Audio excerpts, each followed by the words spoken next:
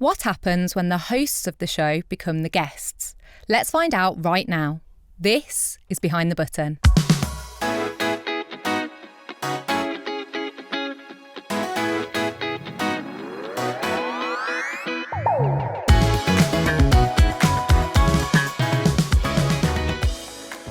Hello and welcome to Behind the Button, the podcast that really lifts the lid on what goes on behind the scenes in the world of pay. I'm Lora Murphy, the CIPP's content editor, and I'm joined today by no less than my co-host and CIPP colleague, Adrian Goddard. Hello, Laura. Great to be on here with you. Thank you for joining me today. Brilliant. Well, Laura, you are normally the one asking the questions, but today we're going to flip the lid on that and be asking you some questions as well. So, if payroll isn't a part of the equation and putting the career aside, who is Laura? That's a scary question to begin with. So I think a lot of people that speak to me will know that I take my role as being a mom very seriously. So I do have a nearly 9-year-old daughter who actually acts more like she's 15. Sounds a bit like mine. And I also have a 20-month-old son, little boy, Jovi. So yeah, a lot of my time outside of payroll is spent with them, doing nice things with them, and taking them for days out, spending time with our broader family. Okay.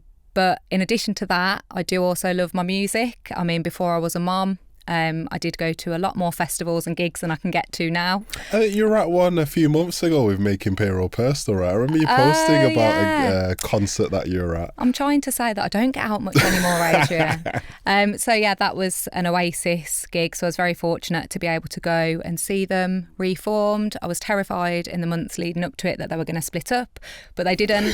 I managed to get to see them. So yeah, I'd say outside of payroll, I'm a mom, but I also love my music and watching sort of live gigs and going to see bands.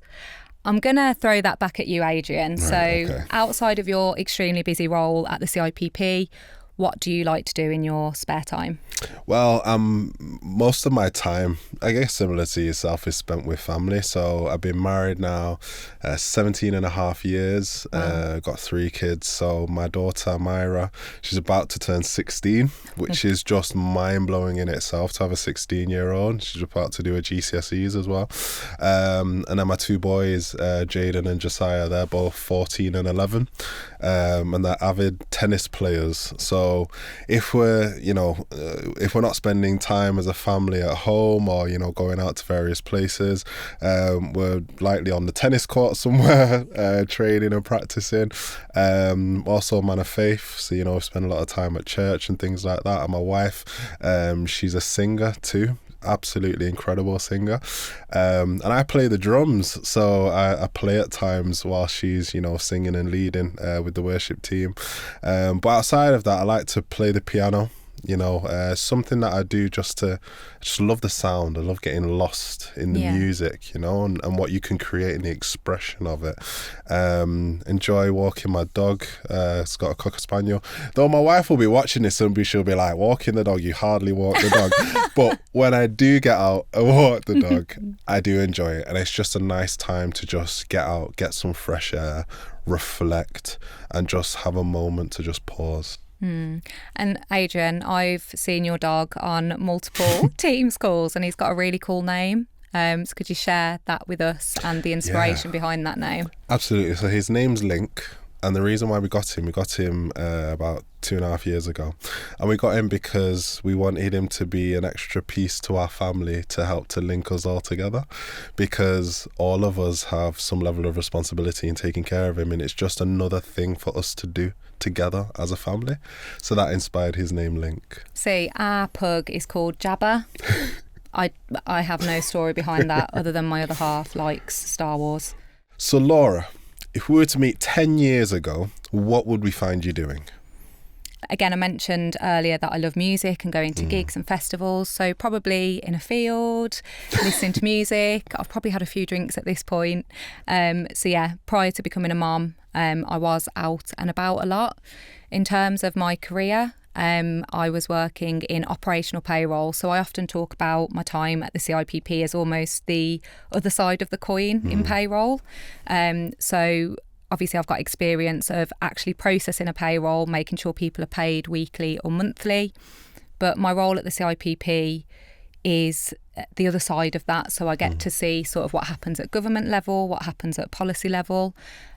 So yeah, a very, very different space for me in terms of my career, still in payroll, but almost that other side of the coin. So what about yourself, Adrian? Where would we have found you 10 years ago? I think you would have found me running around after my little kids, because they would have been 1, 4 and 5, I think, at the time. So yeah, it was quite I'd say it was quite a challenging time actually, because at that time a lot of my peers weren't living that kind of lifestyle, being married, with children and stuff like that. So it did feel quite isolating, but I don't regret it, and I'm glad we did that, and we've been able to grow really nicely with them, so to speak. From an occupational point of view, at that point in time I was at Iris, so I was a leader within that organisation, supporting those within the payroll profession, and I guess at that point in time I was seeing a steady shift and transition because of all the legislative changes, from RTI through to automatic enrolment and the implications of that, and I think that was probably the early stages of GDPR as well, that reform too. So you were seeing a shift at that point in time in the importance of payroll and the prominence of payroll, which has helped to support to get it to where it is today. So yeah, very different space, I'd say. But still a leader, and from quite an early age, which is really cool. Thank you. So how did payroll first find you, Adrian, or did you find it? I'd like to think it found me. I think I recall at the time I worked for British Gas, so I worked in a business to consumer type organisation within the commercial function. And I was ready to move on. I'd had a promotion there. I was there for a 3.5-year period, and I wanted a new challenge, and I wanted to also work in a business to business environment instead. So I applied for a number of jobs. And I remember one day having multiple interviews on the same day, coming from one face-to-face interview, driving in my car, and then I had a phone call, and shockingly, it was actually for an interview that I'd seemingly forgot about. So I had to very quickly pull over and have the interview. And thankfully, they still allowed me to do it. And it went well enough for them to invite me on site. And then I had the face-to-face. They were so impressed. They wanted to do the second stage interview on the same day. Boom. And then literally within 24 hours, they offered me the job. And that was at Iris Software. So that was February 2012 when they brought me in, and the first job that I had was to provide payroll solutions to accountants, cold calling them as well to do so. It's a bit of a baptism of fire, because at that point in time accountants were, I think the view on payroll was very different back then as to what it is right now. Like I don't even think you had a payroll partner or anything like that existed in accountancy at that time. So it was very challenging, but very rewarding. And I learnt, help being married to an accountant too, but I learnt how to navigate that segment within payroll and to build those relationships and to support them in an effective way. So I'll throw out a question back at you. What about yourself? So I'd love to say that I chose payroll. I didn't, unfortunately. I did fall. But the point that I always make here is that I've stayed. So ever since I had that initial payroll job, I've stayed in the industry throughout. Like I mentioned earlier, under very different sort of areas, but always in payroll. And I can't see myself working anywhere else now, to be honest. I do actually love it. So yeah, I got a phone call about a payroll administrator role.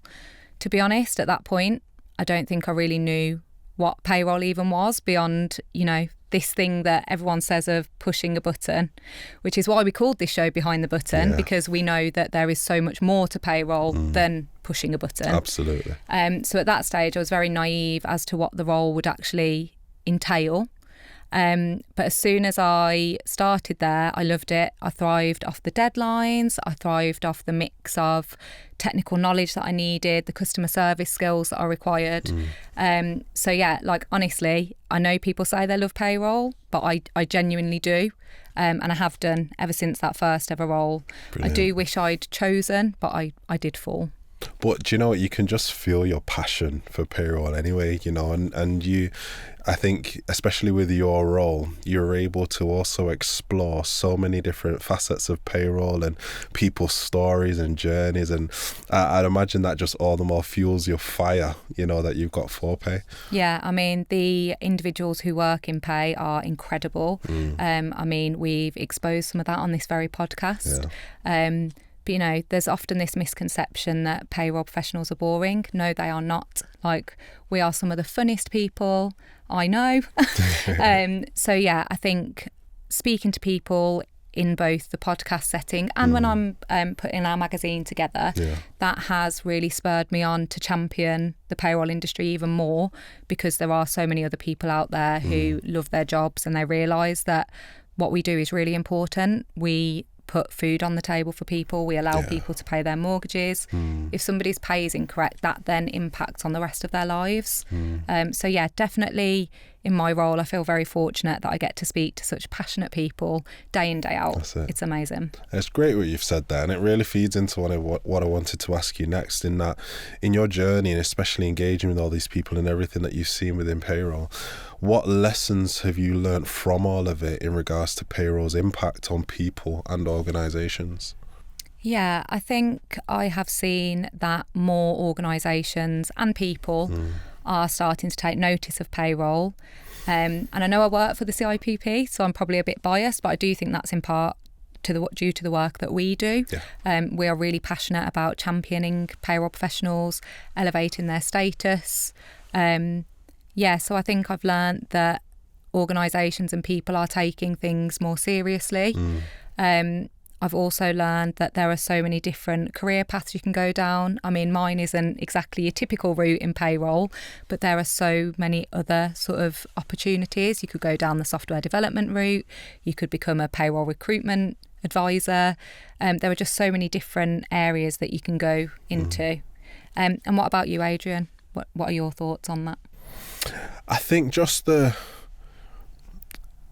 actual extent of the impact that payroll actually has on individuals, on organisations, and also on our country at the same time as well. You know, to have around £500 billion contributed to our government through tax deductions and national insurance contributions, which come through payroll. You know, the fact that for an organisation it's typically their largest expenditure line, you know, and for an individual, the fact, like you mentioned earlier, their lifestyle can hinge really on whether pay is processed on time and whether it's done accurately as well. You know, it could be literally all it takes is one or two incorrect pay cycles for an individual to say, that's it, I've had enough, I want to walk. You know, that has a damaging impact on the individual, that hurts the business at the same time. And if the filing is incorrect, or if, you know, the contributions are not being made accordingly to the HMRC, it's also damaging to the government as well. So it's such a central piece, you know, to business within the UK and beyond. Yeah. So I feel like I went really deep there. That's what we want though, because it is true. Payroll is deep, it's multifaceted. And you touched upon something else there, which is, you know, we provide the funds to government as well, that then funds things like the NHS. So yeah, pay is really integral to pretty much everything in our society really, which is why it's so important that we champion it and the individuals working within it. Yeah, absolutely. So for your career to date, what would you say is your proudest moment? So there have been a few moments in my career where I've thought, oh my goodness, this is fantastic. I can't believe this is happening to me. But one that I'm very proud of, that I really worked hard for, was when I graduated. Nice. So I've got the CIPP foundation degree in payroll management. Brilliant. I started studying for that not long after I'd started my role at the CIPP. At that point, I was a single mom with a young daughter, sort of managing the household completely on my own. Yeah. Starting a new job, also doing quite a detailed training course. So I managed to juggle all of that. And when I walked across the stage and collected my scroll, I mean, the first thought that was going through my mind was, I hope my hat doesn't fall off. And it did actually fall off. Of course it would, because it's me. But no, I felt super proud. My dad and my stepmom, who live in Dubai, they came back to watch. I had my daughter in the crowd. My son wasn't born at that point. But yeah, I'd say that is my real sort of proudest moment, just knowing that I managed to achieve that with so much going on in my life. It was such an amazing moment, and I'm sure anybody listening who has graduated themselves, that feeling, that they'll understand that feeling themselves as well. That's just incredible, considering everything that was going on. And like you said, you know, single mum, young child, navigating work at the same time, and still to be able to accomplish that, that's quite remarkable. Yeah, and you know, you've achieved some wonderful things yourself. So if you could pinpoint one of those achievements, which would be your proudest? It sounds a bit cheesy, right? But literally working for the CIPP is my proudest moment. I'm not sure how I'm going to be able to top it, to be honest, because, you know, even when I still remember the day when I saw the job advertisement, and, you know, I've been working in the payroll industry, like I said, since February 2012. I don't know if I've ever seen a job vacancy at the CIPP, but to see a director role available at the CIPP, and then looking through the job spec and seeing, oh my gosh, like, this connects with so many different aspects of my history in my career, and actually it's almost like it's a tailor-made role. Like, this is perfect.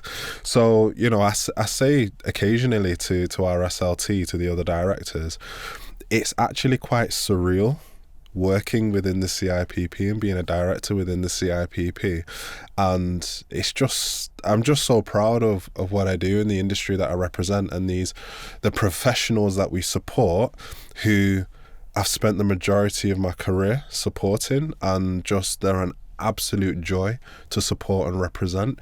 So I think I'm living my proudest moment every day, which is great. That. And you're right, I think the individuals we deal with day in, day out make our job such a pleasure. I mean, I'm never short on people offering to write for the magazine.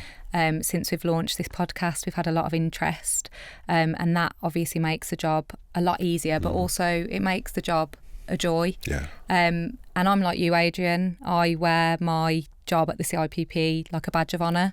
I'm very proud that I work for the Chartered Institute of Payroll Professionals. I'm really passionate about everything that we do. So yeah, I'm 100% with you on that. I love working for the CIPP. Okay, so you've mentioned that you've had quite a long career in payroll. What's the biggest change that you've seen, do you think, in your time working in the pay industries? I think the biggest change for me was probably automatic enrolment, and having to support payroll professionals throughout that period of time, and business owners and various individuals who hadn't been used to this type of mechanism as a part of their payroll process. Because if anything, a small minority of people, especially if you weren't in the public sector, a small minority of people generally had pension deductions, or maybe it was those who might have been higher earners, or those who were just really inclined to prepare for their retirement, that they would have, you know, salary sacrifice and various things to make those pension deductions. That was probably one of the most significant shifts that I've being a part of, supporting, you know, pay professionals firsthand in enabling them to transition and to accommodate such a change that's been required for the good of the workforce. And now it's just standard, it's just an expectation now. But there was a moment in time when it was very strange and unusual. I'd agree automatic enrolment is a really big one. I was just thinking about my own sort of experience with the biggest changes as well, and almost a little shiver went down my spine because I actually thought about COVID and what payroll professionals had to deal with during that time. We had the CJRS, so the Coronavirus Job Retention Scheme, and the guidance on that was changing pretty much daily at one point. Right. And I was actually working at the CIPP as a policy and research officer, so supporting everybody through that period. But I think COVID shone a spotlight on pay professionals because we were still working, we were still ensuring that people got paid, we were classed as key workers. So whilst COVID was a horrific time, and obviously we never want to go back there, in terms of for the pay industry, it did elevate our profile. I believe so, yeah. And I also think the Employment Rights Act, which is currently ongoing, that is going to be massive because it's sort of one huge bit of legislation that's got loads of other little bits within it. So we know that the changes to statutory sick pay, that's massive for pay professionals. The Fair Work Agency, that's going to change enforcement and compliance. So I think the Employment Rights Act will have a massive impact on the industry again. And will be one of the biggest changes we'll see for a while in the pay industries. I think you're absolutely right. And we're not even mentioning mandating payroll and benefits as well. So I think we'll leave that one for a minute. I just think at the moment there are so many different things going on for people to be aware of. I mean, payroll and benefits, it's not until April 2027, but that is going to come around so fast. Yeah, it will. And the changes that are required for real-time information off the back of that are huge. So people should definitely be preparing now. But one thing that we've talked about a lot is flipping the narrative, so seeing challenges actually as opportunities. Yes. So now is the time for pay professionals to step up and say to their organisations, we're dealing with all these changes coming in on top of our business as usual. Like look at what we're doing for you. Yeah. I think flipping the narrative, making it so that those big changes are actually opportunities for our professionals is really important. I think that's hugely important. And what's so encouraging is that, both of us spend a lot of time with people across the pay profession, whether at events, whether, one-to-ones, whether in group, settings online, or even smaller roundtables, continually connecting with people. I think what's so encouraging is seeing more and more of their roles being elevated within business, seeing more partners, more directors, more people who are having a seat at the table in making these decisions for the good of the organizations, but they're coming from that pay career pathway. So it's great that businesses are actually seeing that shift, and I think the narrative is steadily shifting within the pay profession of even how we speak about ourselves, in that, no longer is it that we're just kind of hidden in a closet somewhere and nobody really notices, but actually coming to the forefront and having more of a proactive impact on business. And we definitely hope to see more and more of it, and we're keen to shine a spotlight on more and more of that as well.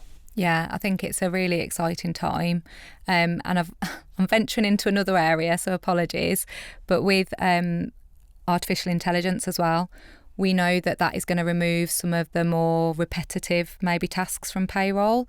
So now is the time as well for pay professionals to look at where else can I be adding value when Absolutely. AI removes those sort of tasks. What can I be doing now? So again, another sort of exciting set of changes that's going to impact our industry massively. I totally agree.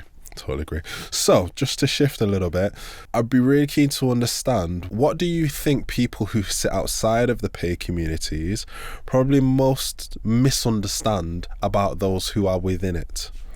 Well, the title of this podcast is actually influenced by that. So my other half, I'm going to use him as an example. He often says to me, why is there a magazine about payroll? Why are you doing a podcast about payroll? You just push a button and the rest of the month you just twiddle your thumbs. Could you imagine? Yes, he does have a death wish. But yeah, I think those outside of the industry don't understand the complexity of payroll. I think that perception is shifting, as we've said already, but it's still there, unfortunately. So yeah, I do think there's a lack of understanding as to what actually goes into processing pay, that it isn't just a quick press of a button at the end of the month. I'd say that that's the biggest misconception that people have. Coming from the same vein as you know, my missus, like I said, she's a qualified accountant. My brother-in-law is also a HR manager as well. So yeah, he's a HR professional. And we have interesting debates about this because obviously being on the inside within, you know, the pay profession, I communicate to them, you know, why it's so important, what's going on, and, you know, the impact that it's having, its growth and development and things like that. And I think they steadily see more and more as to what it actually entails and what goes on behind the button, so to speak. But I think we've still got some way to go to educate those who are not within pay to actually understand the depth of it and the impact of it. Even the other day I was speaking to my missus about this, and she was saying that, do you know what, she recognises as well from an accountancy point of view there has been a change in payroll. You know, there has been a change in the recognition of the role, and there has been an elevation. But yeah, there's definitely more that we can do. Do you know what though? That makes me so happy that somebody outside of the industry has noticed that shift and says, you know, payroll is becoming more important. That makes me really, really happy. Good. So let's talk about Behind the Button, the very show that we're sat on right now. So what was the inspiration for launching this podcast? Well, it ties into a lot of what we talked about so far, in that people perceive that there is literally just this big red button that you just push it and then it's done, you know, payroll's complete.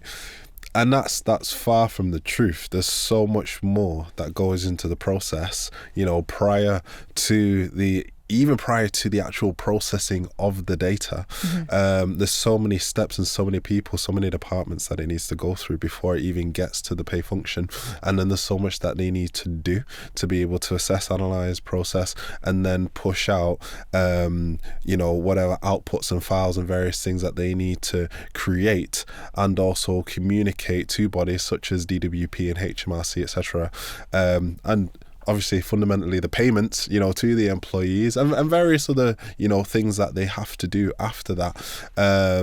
So there's so much more to just pushing a button, and not just that, the heart of pay as well. Yeah. So, you know, the whole point of this podcast is that we want to reveal the actual nature, the character, the personalities, you know, the breadth of expertise that there is within our industry, so that people can see that button, if it is a button, is incredibly sophisticated and actually something that should be recognised and respected. Yeah, and I think the point that I was going to build on there, Adrian, was yes, it's about the complexities of payroll, but it's also about those people that work in the pay industries.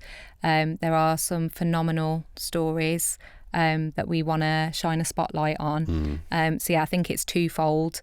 The processes behind that elusive button, and also the people that work within the roles that get people paid accurately and on time every time. Absolutely. I want to ask you though, so obviously you've hosted so many of these, you know, episodes so far. What has surprised you most about creating this new platform? It hasn't surprised me. An idea has been reinforced in me that people in our industry are super passionate. Okay. They really care about their roles, and that there are some wonderful individuals who work in the pay industries. I think one episode that really stayed with me was Maria Mason's. Obviously, she has got a fantastic career story, but we really saw the personal side to Maria.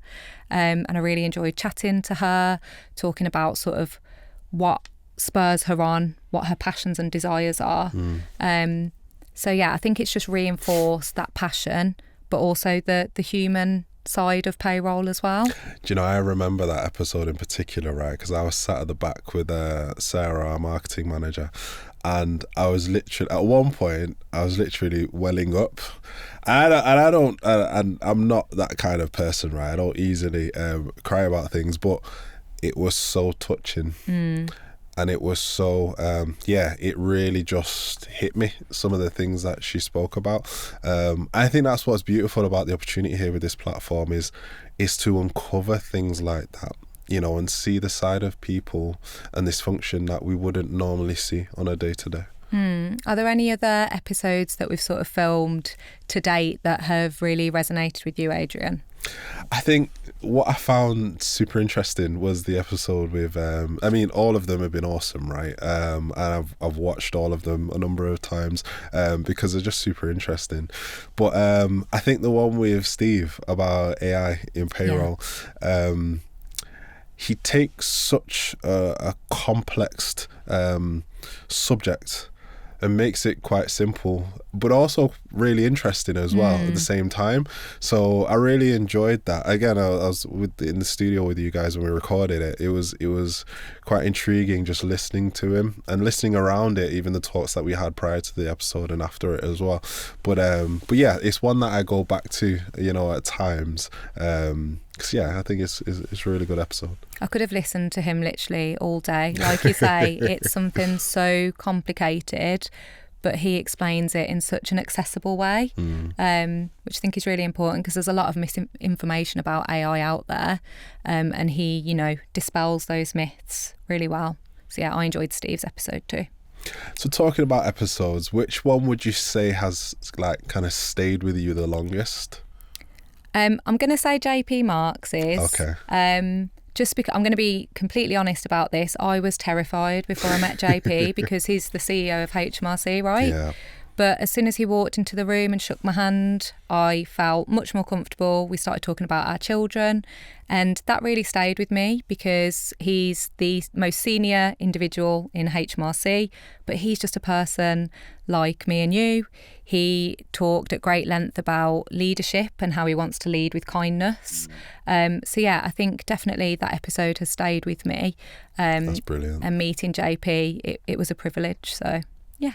Do you know, funny story around that episode, right? That I'll reveal. So I was supposed to join you on that day in the studio, but interesting enough, and bearing in mind, I get trains about 2 to 3 days a week, right? So after getting trains for about 1.5 years working for the CIPP, on that day, we had a train evacuation that morning, which was very bizarre. So then the train was delayed, but then the train that I got on, it got all the way to the outskirts of Scotland and then stopped. And I was in a peculiar place in the middle of nowhere, but on the map it showed I was near the Devil's Tavern, which was just like, this is the worst place that I could be right now, and was stuck there for about 3 to 4 hours. So unfortunately it didn't make it on that day, but yeah, I heard you had such an amazing time with JP Marks and his team, and it's so awesome that he would work with us to launch Behind the Button as well. Such a privilege. So we've talked about guests that we've already had on the show, Adrian, but obviously we're still at the very early stages of the podcast. So who would you love to get on from the HR or payroll world? Do you know what? I would probably not the answer you might expect, but to be honest, I would go to the height of government, in that I would want either Sir Keir Starmer or, Kemi, from the Conservative Party, to come on to the show and really speak about their perspective on things to do with pay, to do with people's financial well-being, to do with what the government actually intends to do to help to improve the day-to-day living of those who live within this country, because that's where change begins, right? It begins, with government, with legislation, with the transformation piece in how we can influence the decisions that are made, and that those decisions are made that is right for the employee, right for the businesses, and, of course, right for government as well. So actually, I'd want to get somebody like that onto the show and hopefully be able to even influence, some of that decision making through giving them a broader understanding of what goes on behind the button. I think they would be fantastic guests, and I love how you got Behind the Button in there. That was wonderful. I have to throw it back at you though. Who would you want to bring on? So if it's not in the HR or payroll world, can we have Jacob Elordi, please, just for my own personal satisfaction? And for those who don't know who Jacob Elordi is, could you please From tell Wuthering us? Heights, Heathcliff. But if you're asking me for a sensible answer, it's sort of in the same vein as yours, Adrian. So I'd like to get Rachel Reeves on, Chancellor of the Exchequer. Obviously, payroll is responsible for providing much of the funds that the Treasury uses. So I'd love to get her on as well to hear about, again, her perspective on pay, and how we can be working together more collaboratively to get things right for employees and workers across the UK. Brilliant. So Laura, you're constantly immersed in payroll legislation and the latest news. So for our audience right now, what topics keep coming up time and time again? So whenever I'm speaking to people for content for the magazine, or just more generally, because I do have lots of catch-ups with people in the industry, I think just the pace of change is a big one. I mean, we covered this off a little bit earlier, but at the moment we've got fundamental changes coming through from the Employment Rights Act, but we've also got other changes from outside that space as well. So mandatory payrolling of benefits in kind, that's humongous. And also the requirement for certain payroll providers to become tax advisors. That is a huge change for some payroll providers because they have to have anti-money laundering supervision. It's a whole new learning space. So I think the topics that come up time and time again are the fast pace of change and almost sort of the shorter lead times in which to implement them. So we do see a lot of changes coming down the line with a lot less time for pay professionals to prepare for them. Okay. Thank you for sharing that. So as podcast host and content editor for the CIPP Professional Magazine, what pieces of content do you feel are most valuable for our readers, and which ones do they generally most desire to hear? So if you'd have asked me this question a few years ago, it would have definitely been technical content, which is still obviously really relevant. I mean, the crux of payroll is getting it right. So there is still a lot of technical content that we put out there. But I have seen a shift, and more people now appreciate thought leadership pieces. So those articles that make you think a bit deeper, that make you look a little bit outside of the box. I find that articles in that space work really, really well with our readers. And I find that people love providing them as well. In our profession, people are really eager to share their stories, even stories where things haven't necessarily gone the way they want them to sort of educate others around those pitfalls and those areas. And I'm glad they do that, because it's so important to show the pitfalls as well, because a lot of things go wrong, we can't shy away from that. But it's good that people are willing to be vulnerable and to share that side of things as well. Yeah, and I mean, imposter syndrome is real. I'm sure we all have moments where we think, oh my goodness, I can't do this. So hearing other people's vulnerabilities, like you say, can really spur people on when they're having that self-doubt. Or if they're in the middle of a project, for example, that's going wrong, hearing that somebody else has had the same issues but has come out the other side, that can mean the difference between pressing on and stopping what you're doing. So I definitely think those thought leadership pieces work really well. And similarly, any hints and tips that people can share. I've also seen recently a surge in stories where people have created their own businesses. Okay. So again, something that could be really, really quite scary, hearing that other people have done it, the hurdles that they faced, how they overcame them, those sort of stories go down really, really well with our membership as well. So Laura, you've explored so many topics so far on the podcast platform, but what's one topic that you would love to cover that you haven't covered to date?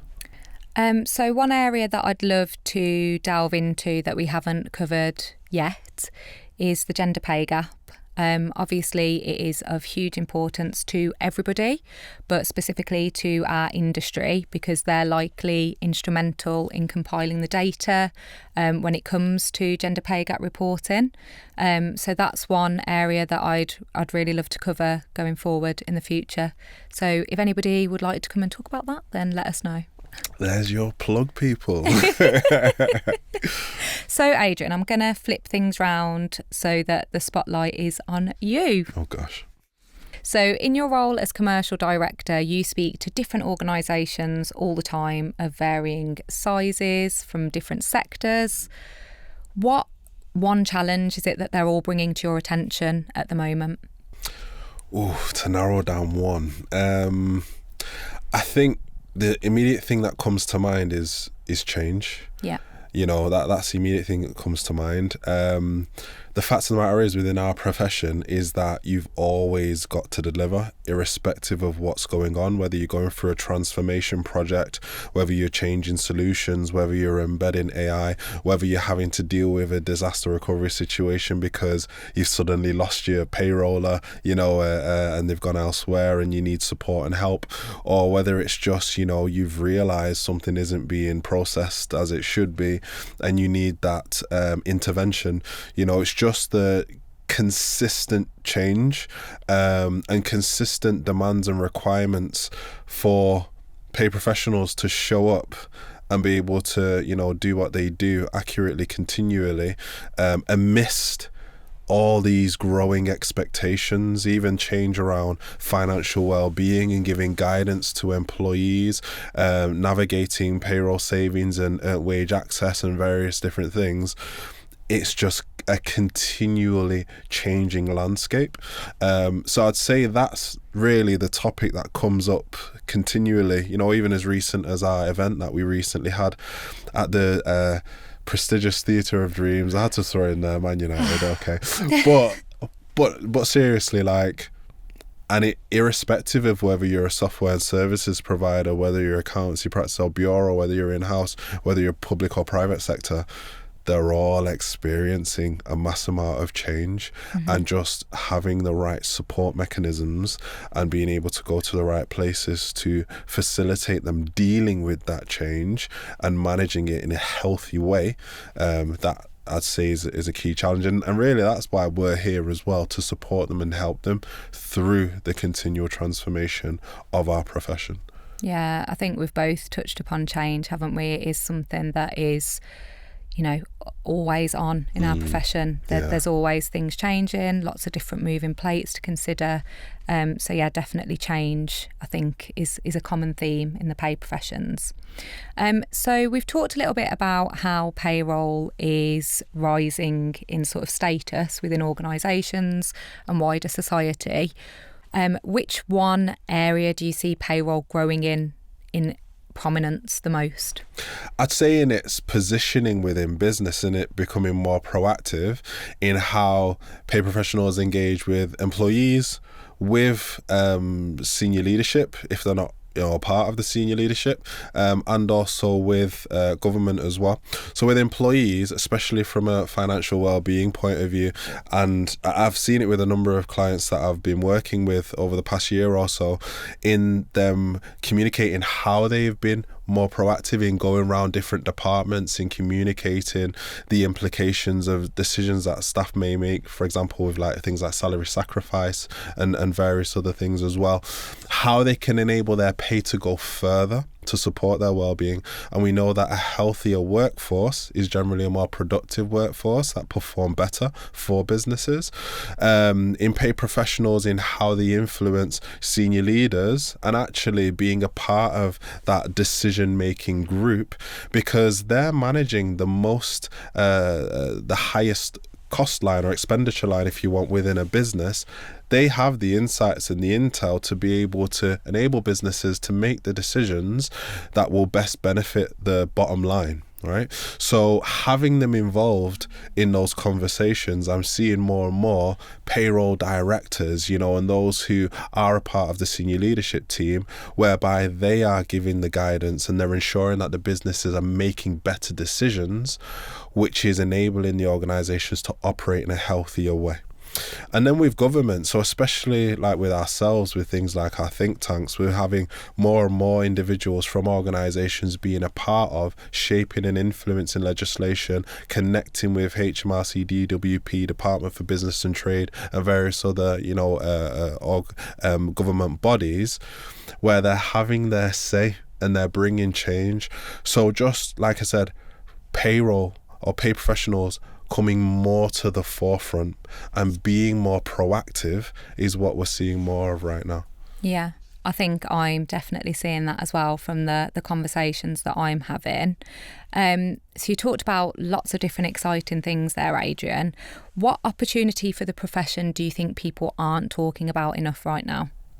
I just think how vast and diverse this profession actually is. So you, at the core, maybe a technical payroller, and be responsible for processing the pay for the employees within an organization. You could be a payroll analyst in analyzing that data, seeing trends and being able to identify how we could improve, that expenditure line and how it's being managed. You could be payroll manager responsible for people. You could be a software developer for payroll, in creating new solutions. You could be an individual who's responsible for recruiting pay professionals. You could be selling pay solutions. You could be marketing pay solutions. You could be in operations for managing a payroll function. You could even be an owner of a payroll business, right? There's so many different things that you can do within pay. And it's so encouraging to see a lot of young people as well coming into the industry and being quite entrepreneurial. You mentioned earlier about you seeing more and more businesses being set up and more of that being spoken about within the pay industry. And I think we're just going to see more as time goes on. And I think because of the changes in technology, and legislation as well, I think we're going to see different types of roles to do with pay that are being created within business as well. And that sort of encroaches on my next question, Adrian. It's like you knew it was coming. So where do you think payroll is heading now over the next 5 years? We've talked about what's happened in the past, what's currently happening. What do you think's next for our industry? I think it's really coming into its own. And I think in the next 5 years, I think it's always been tagged on to either like HR or finance, for example. But I think it's actually really coming into its own space within business and its own recognition for what it actually means and the importance of it. So I think in the next 5 years, we're actually going to see pay being a far more prominent position, a prominent place within business, and something that has a much louder voice because of the impact and implications that it has, and especially because of the impact and touch points that it has with its employees. And I'm going to expand upon that as well. And sorry, I am going to refer to AI again. Okay. But I do think that is obviously going to massively impact our industry going forward. And I'm really interested to see what new jobs it creates. So I know there's a bit of fear around it taking jobs, which I think we absolutely all agree. It's not going to take your job. It will potentially change your job. But I think we'll see lots of different roles created off the back of that development over the course of the next 5 years. I think so. I totally agree with you. So if somebody listening today has literally never considered a career in payroll, I mean, what are they thinking? They need to start thinking about it. What would you say to them? Get involved. You're dealing with something whereby it literally impacts somebody's livelihood and lifestyle. It's something that's so sensitive, but something that's so important. And you could literally bring change to somebody's life in how you enable them to manage their money and recognize their pay and utilize it and understand it in a much more sophisticated way. So, but it can take you in so many different directions. Look at where it's taken you. Look at where it's taken me. I've heard so many stories of people traveling the world, people on private jets and, all sorts of different things that they've been able to do because of the pay profession, where it's taken them. So yeah, just explore and enjoy it and just understand that it's so important. All it takes is for somebody not to get paid and you most likely will not see them at work again. All right? True. That's all it takes. That's how important this profession is. And that's why it should be and will continue to be more and more recognised. Yeah, and when you talk about the different experiences people can have in their careers, I promised myself I'd get this in here, but through my work with the CIPP, I actually got to meet Anna Wintour, who obviously is the previous editor of Vogue. So for people who say that, you know, the possibilities in payroll are limited, no, they aren't. I got to meet one of my absolute idols. So yeah, I think there are lots of different things that a career in pay can open up for people. Yeah, absolutely. Totally agree. And on the topic of different opportunities that are available in the pay professions, I feel like now is the perfect opportunity to talk about something you're going to be doing, Adrian, that's a bit different going forward. And that is that you're going to co-host this very show.